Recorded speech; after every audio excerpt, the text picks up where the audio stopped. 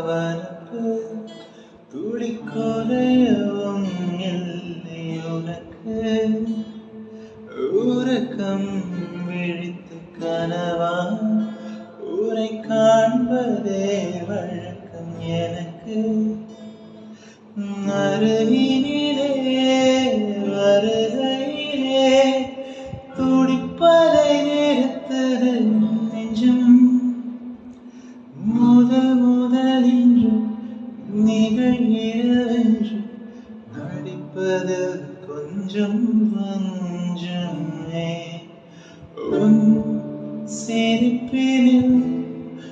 சிரிப்பினில் என் மனதின் பாதியும் போகவும்